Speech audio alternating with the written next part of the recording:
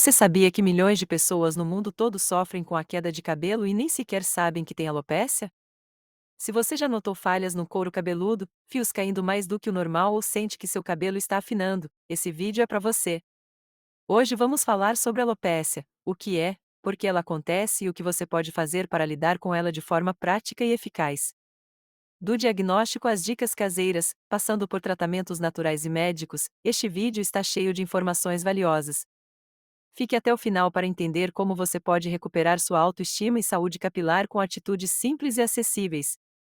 Aproveite e deixe seu like, pois isso ajuda o canal a crescer e faz com que o conteúdo chegue a mais pessoas. O que é alopécia? A alopécia é um termo médico para a perda de cabelo, podendo ocorrer em homens e mulheres em qualquer idade. Existem vários tipos, como a alopécia androgenética, a areata, a cicatricial e a difusa. Cada uma tem causas e tratamentos diferentes, por isso é tão importante entender o tipo que você tem. A alopécia androgenética, por exemplo, é a famosa calvície hereditária, enquanto a areata se manifesta em falhas redondas no couro cabeludo, geralmente ligadas ao sistema imunológico. Conhecer a origem da queda é o primeiro passo para agir com eficácia. Causas mais comuns da alopécia. Diversos fatores podem desencadear a alopécia. Genética, estresse, alterações hormonais, deficiências nutricionais, doenças autoimunes e até uso excessivo de químicas e chapinhas. O corpo dá sinais antes da queda intensa começar, como coceira, oleosidade fora do normal ou fios quebradiços. Ignorar esses sinais pode agravar o quadro. Por isso, prestar atenção aos hábitos diários, alimentação e saúde emocional é essencial.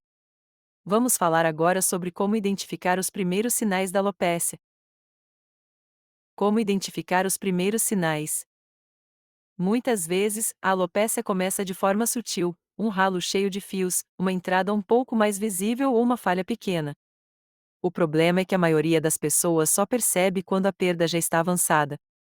Observar o padrão da queda, fazer fotos periódicas do couro cabeludo e conversar com um dermatologista são atitudes simples que ajudam na detecção precoce.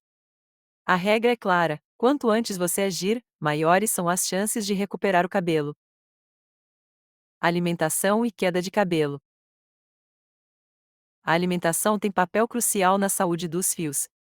A deficiência de nutrientes como ferro, zinco, biotina e vitamina D pode enfraquecer os cabelos e causar queda. Incluir alimentos como ovos, espinafre, nozes, peixes e frutas ricas em vitamina C ajuda a nutrir os folículos capilares. Beba bastante água e evite dietas muito restritivas. Uma receita simples para fortalecer o cabelo é o suco verde com couve, limão, gengibre e semente de abóbora. Tome pela manhã e veja os resultados em algumas semanas. Tratamentos naturais e caseiros. Existem diversos tratamentos naturais que podem auxiliar no combate à alopécia. Um exemplo é o óleo de rícino, conhecido por estimular o crescimento dos fios. Aplique diretamente no couro cabeludo, massageando bem, 2 vezes por semana. Outra dica é o uso do chá de alecrim como tônico, ele ativa a circulação e fortalece os fios.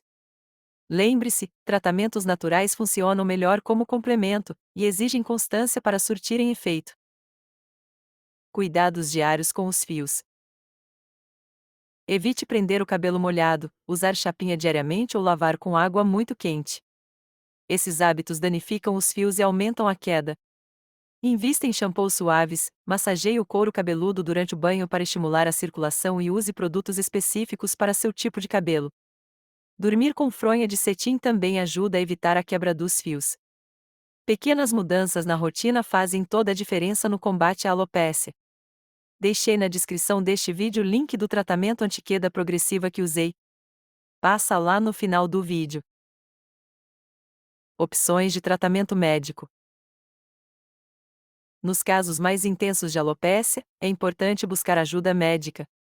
Dermatologistas podem indicar tratamentos como minoxidil, finasterida, aplicações de laser, microagulhamento e até transplante capilar. O acompanhamento profissional é fundamental para definir o tratamento ideal para cada tipo de alopécia. Lembre-se, a automedicação pode piorar a situação. E sim, muitos desses tratamentos são acessíveis, vale a pena pesquisar e conversar com especialistas. Alopécia feminina. um tabu que precisa acabar. Muitas mulheres sofrem em silêncio com a queda de cabelo por vergonha ou medo de julgamento. A pressão estética faz com que esse problema seja escondido, o que atrasa o diagnóstico e tratamento. A alopécia feminina é mais comum do que parece e tem solução. É preciso falar sobre o assunto com naturalidade, incentivar o autocuidado e mostrar que buscar tratamento não é vaidade, mas um ato de amor próprio e saúde. Estresse e saúde emocional. O estresse é um dos maiores vilões da saúde capilar. Situações emocionais intensas podem causar uma condição chamada eflúvio telógeno, que resulta em queda difusa dos fios. Técnicas de relaxamento, como meditação, exercícios físicos e terapia, ajudam a equilibrar corpo e mente. Dormir bem e ter momentos de lazer também fazem parte do tratamento contra a alopécia. Cuide da sua cabeça, literalmente, que seu cabelo vai agradecer. O papel dos suplementos. Quando a alimentação não é suficiente, os suplementos vitamínicos podem ajudar bastante. Produtos com biotina, zinco, colágeno, vitamina D e complexo B fortalecem os fios de dentro para fora. Mas atenção, nada de tomar por conta própria. Sempre procure orientação médica ou de um nutricionista. A automedicação pode causar efeitos colaterais e até prejudicar o crescimento capilar. Com a orientação certa, os suplementos se tornam grandes aliados no combate à alopécia. Deixei na descrição deste vídeo o link para que você, assim como eu, acabe com as falhas e queda capilar.